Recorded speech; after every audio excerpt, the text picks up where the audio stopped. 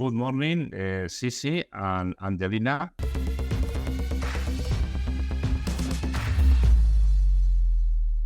We will begin with a short presentation. So if you don't mind, the first one, Sissi, and then you, Angelina, talk a brief conversation about yourself, and then I will ask some questions. You don't mind. Of course. Thank you very much. And thank you very much for having me as part of the podcast. It's an honor. My name is Sissi Bak. I'm currently located in northern Denmark in the city of Aalborg, where I represent the Aalborg Institute for Development. This is a company, as I said, based in the very north part of Denmark. And we are, among other things, are implementing the Erasmus Plus program, and we're also welcoming vocational students from all over Europe to Denmark. And we are also providing a lot of educational programs for them to subsidize their stay also in Denmark, including cultural, language, entrepreneurship, sustainability, and so on. Yeah. Thank you very much. Thank you very much. Angelina, is your turn. Hello, good morning. Thank you so much for the invitation. My name is Angelina Presa. I am pedagogical director of a vet school in the north of Portugal. It's a private but a not-for-profit school. And I represent a school with 35 years of work in vet in Portugal. We provide professional courses for young students between 15 and 18 years old.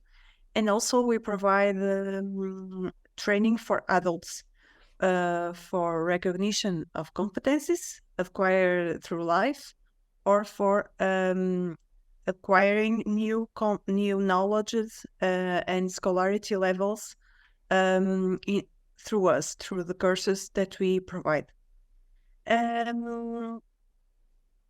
We are in the north of Portugal, in the coast, 100 kilometers far away from Oporto, and 100 kilometers more or less far away from Vigo in Spain. So we work in the border with Spain. And that's it. We have several training areas in our school. But I think in resume, I can say this. Well, thank you very much, Angelina, and thank you very much, Sissi, for being here in our podcast. We want to talk about STEAM and the policies you have in your countries, and what do you do to recruit or attract people, students, for vocational training. So it is. We have two persons, one from the north of Europe and the other one from the south of Europe. And if we have the chance, it will be lovely to visit Denmark and Portugal. I know Oporto, and I've been once in Denmark a long time ago. I would like to visit you again. Well, we want to talk about STEAM. I would like to know what are the policies about STEAM in your countries. So if you want, Sissi, start with what are the policies in your country for STEAM? First of all, what does STEAM mean for you in Denmark? Yeah, well, we basically, for the STEM, we're trying to, of course, try to integrate now also the arts and humanities as well as the new trends. And we are trying to make that through interdisciplinary projects. For example, we have a project where the students will design and build like functional art installations. So we have the art, but they do that using, for example, engineering and technology in their project. So this fosters both the creativity, but also like the technical skills that they have. So it's all about true integration of different parts of the skills, so they can use both sides as well.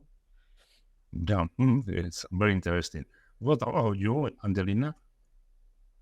Well, in our school, we have some some courses that we can integrate in a STEAM area, like we know.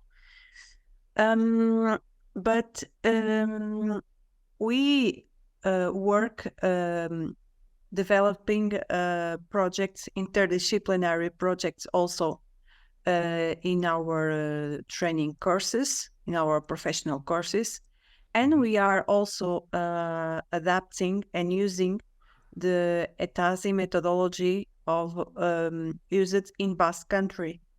We, through Erasmus program, I had the possibility to learn about ETASI, and I studied this in my PhD course, and I'm adapting the methodology, the model in our courses, and this gave us some advantages and some possibilities to develop more the collaboration between teachers and between disciplines, and to provide to the students learning environments more real, and also with where they can use, for example, the knowledge they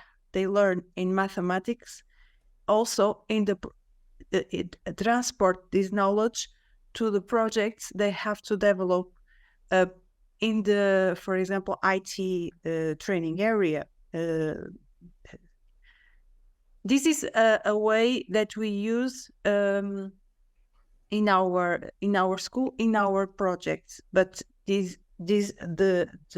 terms of national policy, things are very different. Thank you very much, Angelina. I have, listening to both of you, I have another question. Our organization is for vocational training. Our students are more or less between 16 and 40, 50 years old. And I see, from my point of view, a lack of knowledge. When the students arrive to our college, they don't know very clearly what STEAM areas are. So what do you think about that? And what is the best age to start learning about this mathematics, technology, and art, all this combination of things? What is the best age to start? Not when we have our students with 16, 18 years old, and that is not the best age to start. What? No, it's not. I can, if I can, as soon as possible when they start school, it's the best. And here in Portugal, we have some schools, primary schools, that are already providing acquirement of competences and knowledge in robotics, in IT, in engineer subjects adapted to the age of the students, of course. But in Portugal, we have a difference in our curriculum that I think is the key of the process. In our VET system, we have the VET courses, secondary level. They have a duration of 3 scholar years, not 2, like the professional training in Spain. And during these 3 years, the students have disciplines from 3 components of the curriculum. They have socio-cultural disciplines, and they have scientific disciplines. Socio-cultural disciplines are related with the language, the native language, of course, the foreign language, cultural and social disciplines related with these subjects, and physical education, also sports. And then in these 5 disciplines are the same for every student in secondary level in a VET professional course. But we also have the scientific components. And in this part of the curriculum, they have disciplines adapted to the course they are having. For example, in car mechanics, they have mathematics and they have chemical. But for example, in cooking pastry, they have mathematics and economy and psychology. So we have different disciplines in the scientific component according to the training they are having and the professional the area they are having. So they don't lose any contact with the STEAM disciplines during the secondary education level if they choose VET as the way to do the secondary education. Mm-hmm. What about you, Sissi? Yeah, we have something similar, and of course, we also have here in Denmark something called the dual system, where when you are part of the vocational studies, basically you have split your studies between practical work, where they go and actually work in an actual company, and then also some of the time they actually study the theoretical part. So we also try to balance that. Same you have in Portugal, depends on the specific studies. They actually study let's say different disciplines that are specifically for their actual studies, but at the same time the focus is on also gaining real world experience. And then also we have a methodology which is called project-based and experimental learning, which have a significant impact actually on the educational system, not only on the VET but actually on all parts of the educational system in Denmark. For instance, students working on sustainable agriculture projects, they can learn through hands-on experience on real-world settings, or they can actually be attached to a company which gives them actual case that they have to solve themselves. So they have both the technical part where they have to solve, but also as part of a company. For example, they have the business education. They see how the actual case is being developed in the company, and it's not just it's fictional cases, but they actually fix a specific program for an actual company. So they learn how to do that as well. Mm-hmm. That's very interesting. I think that we have all the same problems, and we develop different answers to all these problems.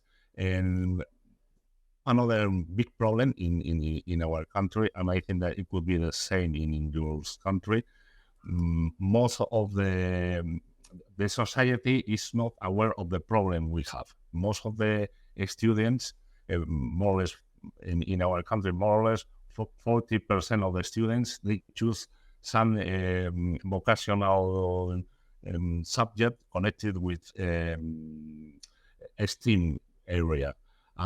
Most of the students, the majority of them, they choose another subject, not connected with STEAM.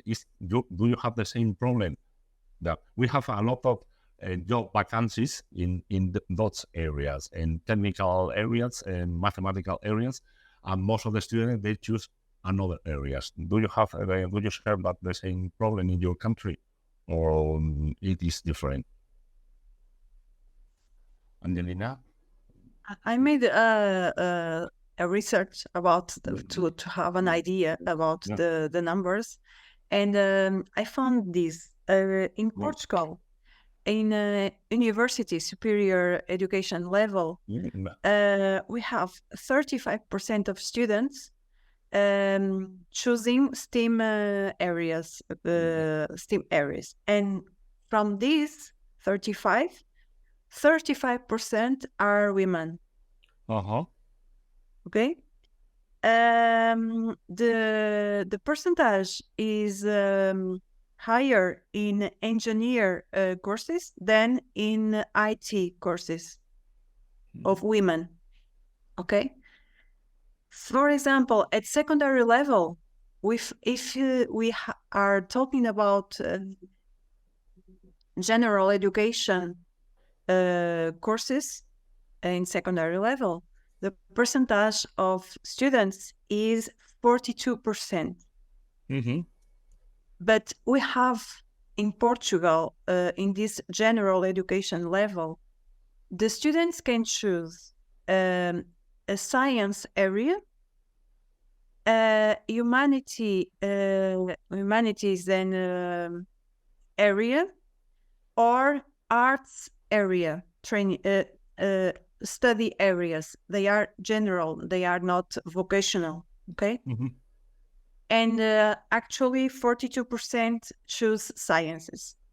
And there, I think there is an explication, is that when you are choosing your university course, it's the science, the disciplines you have in science are more open to give you more possibilities of choose the superior course at university level you are going to choose. But in VET courses, secondary level, in VET, we only have 30% of students choosing courses related with STEM areas. And it's not so attractive. It's not. Thank you. I think that we share the same problem. What about your country, Sissi? To some extent the same, to some extent not really. We see a bit different trend in demographics in the classrooms. We see that it's more and more diverse. First of all, quite a lot of international students, and also the gender equality between girls and boys in the schools is more or less the same. We have students choosing the science technological, for example, in the high school level and the VET level. We have around 45% of the students actually choosing the scientific or technological pathways. And I think this is driven by the demand of skilled workers in Denmark, because we have a big gap of not enough engineers and technical people in Denmark. And a lot of them actually are attracted to STEM studies because they're very much attractive, these dynamic career opportunities related to that, especially to work on these innovative projects, which is one of the biggest industries in Denmark. We have robotics, and they can also partner, of course, with bigger companies. For example, as Novo Nordisk, we have this biotechnologies which are now leading in Denmark, and the medical or the pharmaceutical sector. As of women, for example, in the vocational STEM, when we talk about it, we have around also 35%, which I think is similar to Portugal. But we see that with a lot of initiatives are made, like mentorships, programs for women in tech, just to encourage more participation of women in this. And then in university, we have around 40%. That's a bit better when you go on the level, which is, again, a bit better than the VET level. But there's businesses that are looking for skills in such as like data analytics, AI, sustainable technologies, biotechnology specifically, as I mentioned, Novo Nordisk. We have heavily focused also on biotechnologies and innovations. So we can see that students are motivated to work in those like kind of new innovative technologies. So there's no lack of interest there. Well, as far as I know, but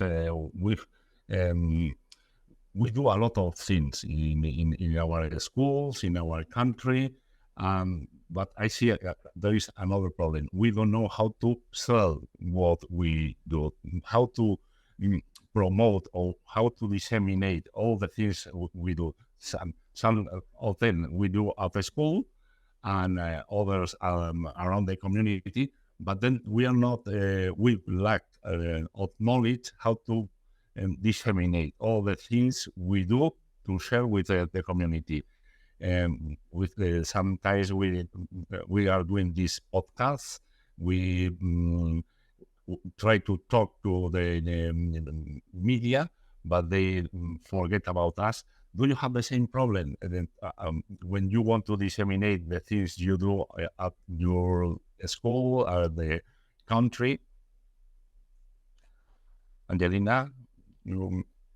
Yes, we try to use all the channels that social media channels that we have nowadays.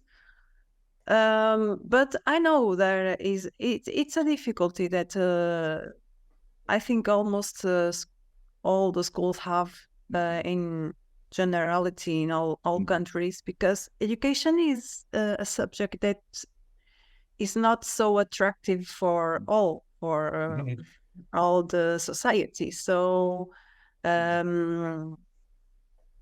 it is sometimes it's difficult. In terms of strategies, for example, that secondary schools use here in Portugal, for example, they have science clubs, for example, which integrate some students of the school, the ones who want to go to that kind of clubs. They promote some robotic competitions, IT competitions, mathematical Olympics. It's a very popular competition in Portugal for for all the students. We have young scientists competitions, science days that are organized in the schools, study visits to companies, to labs, to universities. We have, for example, universities here in Portugal. In summer, they have specific weeks with programs to receive secondary level students in order to show them what the students at the university level do in some STEM courses. But I think the students also have the idea, students and families also have the idea that everything which is related with STEM and STEM disciplines are things very complicated, very difficult, which require a lot of study, a lot of competencies, a lot of intelligence, skills that some of them they don't do enough effort to try and to choose this type of courses. Interesting. Yeah, in Denmark, I can tell like we have quite a few initiatives and how that, of course, schools would use their own social media channels, but a lot of schools and organizations actually opt out for external help of marketing agencies, for example, who can make like this very attractive, like cool videos or just engaging more, speak actually to the students directly just to make it more interesting. We have also for example, networks for connecting the vocational schools, especially with companies. In Denmark, there is a strong connection, this network between the companies and the schools.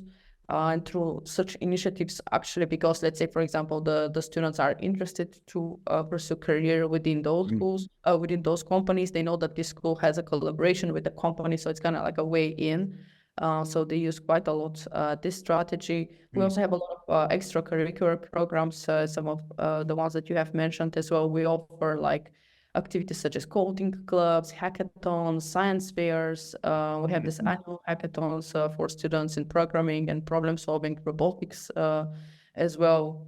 Another strategy is that there is a usage a lot of public-private collaborations. For example, between schools and bigger companies like Lego, the Danish company, which offers resource and expertise, and also students are more interested and attracted, to those bigger company names, especially because it's a potential career development from their side. They're also trying to promote the entrepreneurship spirit. That's very important because a lot of them have their ideas on their own and maybe want to go and pursue that. So we have entrepreneurship courses and innovation labs, for example, where the students can develop their own projects and business ideas, and they're of course supported by the school and the business community or mentors from those companies as well. So anything that can make it a bit more interesting and attractive, basically very, very practical, like focuses very much on the practical and the career development. Have the skills, where does this bring me? So they have to see kind of the path in front of them as well. Well, I think that we have more or less the same solution, not all together, but we have the same solutions from our point of view. And another thing that listen to you come to me is that the companies, do you think, are they doing something to see that they will have a problem with workforce in the future? So what are they doing to make all these careers more attractive for the next generations? Do you have any? I know that in our school, our politicians, they are doing a lot of things. But from the point of view of the companies, do you think they are doing enough things to be aware that there going to be a problem with the workforce in the next future? Well, in Portugal, I think companies are working together more with universities. But I think it's not a strong and regular cooperation. We have particular cases of approaches between companies, big companies, and universities, or startup companies and universities. In secondary education level, I think we are very far away from that, from this reality. Companies are, they don't show interest in being near the schools or working together with schools. The schools have to look for this cooperation.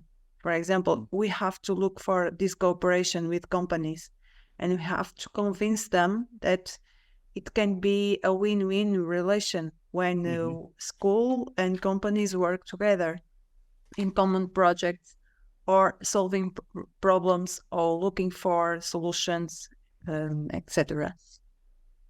But we have a very long way of work to do in the future in order to do that, Mariano. Thank you. Yeah, in Denmark, actually, it is true that a lot of companies are collaborating directly with the university, so more on the higher level, but also actually a lot of them we can see, because it's not a secret that in Denmark we have shortage of technical skills, experts with technical skills, because we are small, relatively country, and we need a lot of highly educated and technical staff still. So companies are realizing that, especially the bigger companies, of course, who have the budget for it, who have like Maersk, for example, or Siemens. They're offering their own actually apprenticeship programs and internship and training programs to attract the students directly to them, just to make sure that they have the future workforce that they need to grow. Like, there are a lot of these 2-year programs that the companies make specifically to train the students to be ready for employment in their own company. I mentioned before that there's also a lot of collaborations between the companies and the vocational schools, because of this dual system that we have. For example, all the vocational schools will have a collaboration with different type of companies based on the competences that they teach. And they'll have basically a list where the counselors will advise the students to go and try to find the internship that they need, so they have the practical skills. And there's also these programs, for example, worst case, that let's say they cannot even find a company to make the traineeship because they still have to have practical. They organize actually specific projects for them through the school to, for example, build a cantina, or like some projects or installations that they have to do. So there is always some sort of practical skills that are encouraged, even if they don't find a specific company at a specific time, but they still give them the chance to try to apply again for other places in the meantime, because it's very important to know that they have this real life connection with the company and the skill that they will need there. Yeah, well, that is sometimes a big problem, to realize that the school and the real life, there should be more connected. And we try to do those things. We are knocking on the companies. Sometimes they receive us with open arms, and most of the time if there is not a policy that they oblige them to take students to learn, is very difficult here in our country. Well, we talk about STEAM policies, what kind of things we are doing in our country. We talk about the gender. It's not the same in South Europe and that North Europe. We talk about the shortage of workforce in the STEAM. So more or less to summarize, what if in 5 years' time we are going to do the same podcast, we would talk about the same things, or do you think that there will be changes in the next future? I don't believe in 5 years that we are having a change in the policies at policy level. It's very short time, Mariano. We have facing demographic problems, very, very serious in Portugal. We are losing between 2015 and 2030, in 15 years, we are losing 30% of students. 30. It's a very huge number for a country like us. And we are going to have less students. So I don't believe we will have a huge amount of students choosing STEAM. And I don't see any policymakers doing nothing to change that at national level. For example, I think it's not a team in our country. I don't assist any discussion about this, especially at secondary level. And I don't know. Well, I know a thing. Students see STEAM areas as a better solution for their careers in terms of salary. They have the idea that STEAM professions related with STEAM are better paid than others. And this can be a factor to influence positively the choice of the students. But we also have the immigration of the young students. So they know if they are very good in STEAM, in order to have good salaries, they leave Portugal and they go for the north of Europe or for other countries. So in Portugal, I don't see it very easy to solve.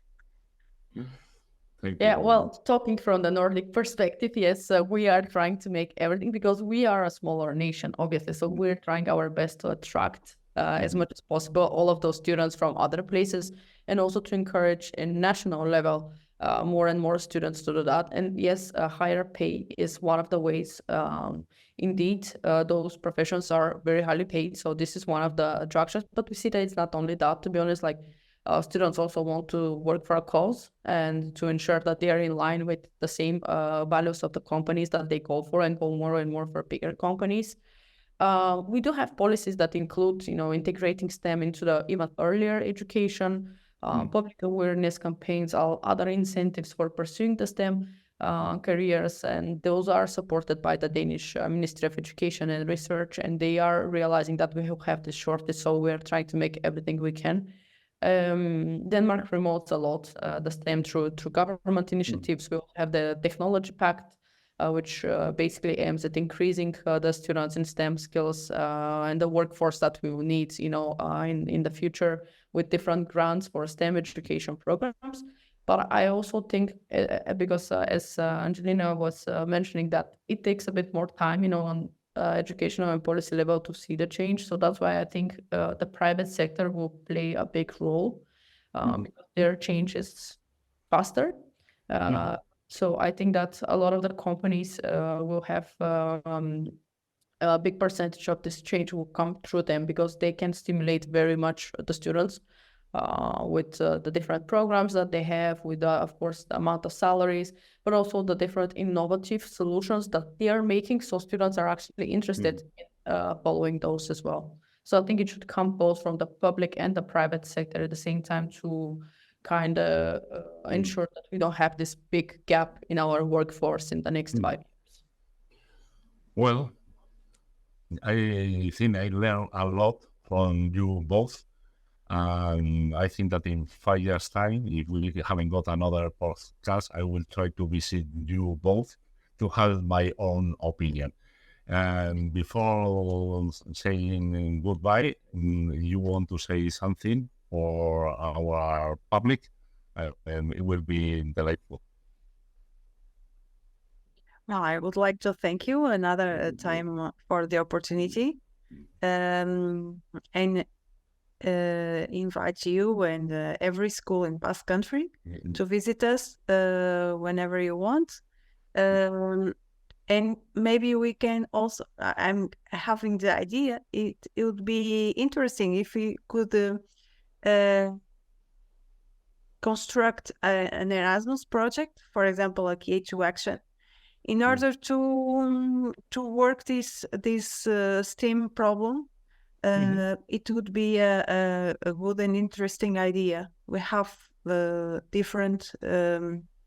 have some problems that are the same. We already mentioned that, but we have some strategies that we could learn one from each other, from the others, and maybe it could accelerate something